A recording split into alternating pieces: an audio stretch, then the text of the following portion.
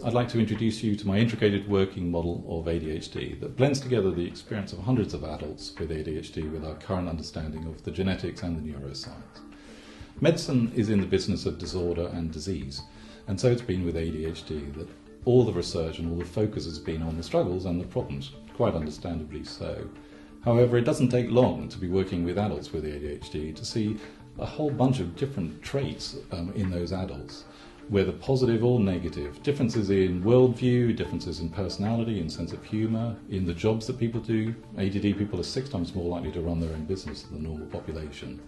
So this model tries to assimilate that different data, the different perspectives of the doctors and of the individuals themselves into a model that hopefully gives a more positive view on ADHD.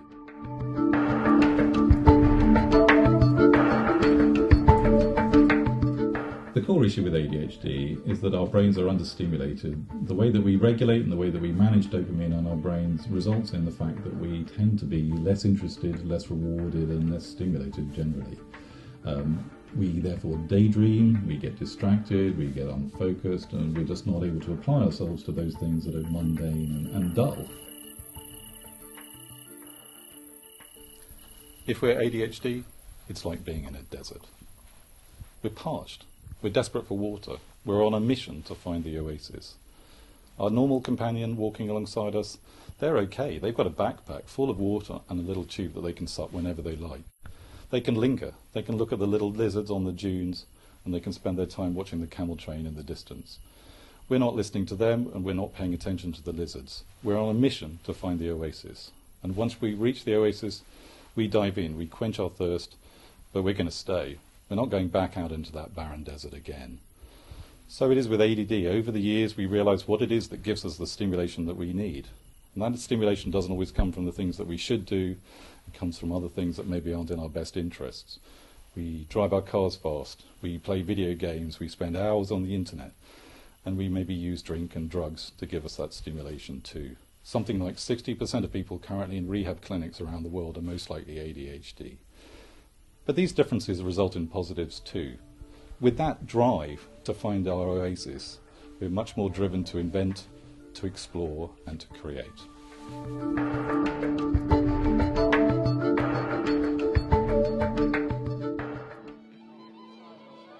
Some ADHD experts suggest that having ADHD is like being an orchestra, but without a conductor. Players might play out of tune or out of time with one another.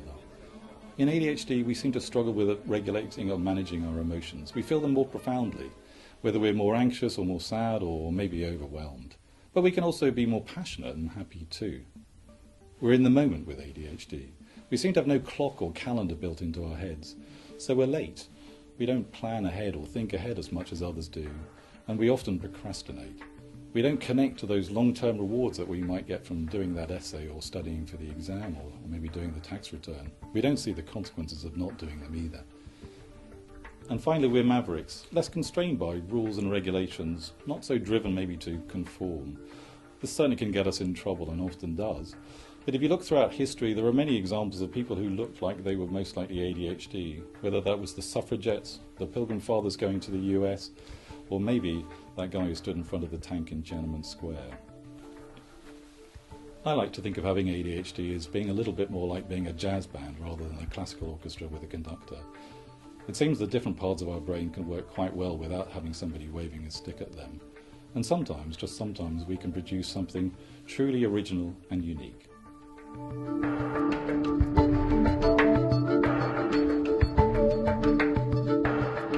So what's the consequence of this? Well, it seems to be that we end up being far more right-brained than normal. The left brain is home of lists and structure and inhibition and memory, and that definitely doesn't seem to be ADHD at all.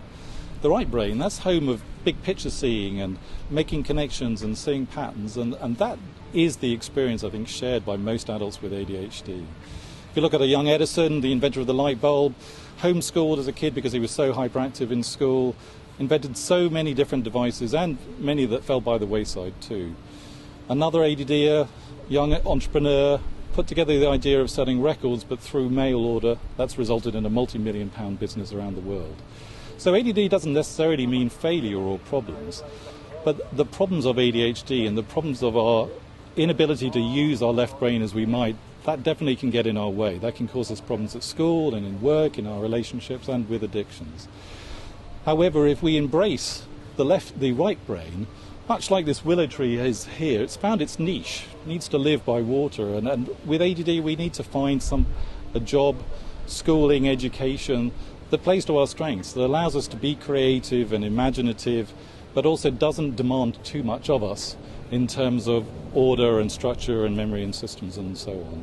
As an ADD coach helping my clients, that's the message that I always get from my clients, is that if I help them avoid doing the stuff that they found difficult, and I help them be able to engage and find a way to be able to be creative and inventive, then often that results in them being much happier and much more engaged in life. So that's the big picture, the integrated model of ADHD.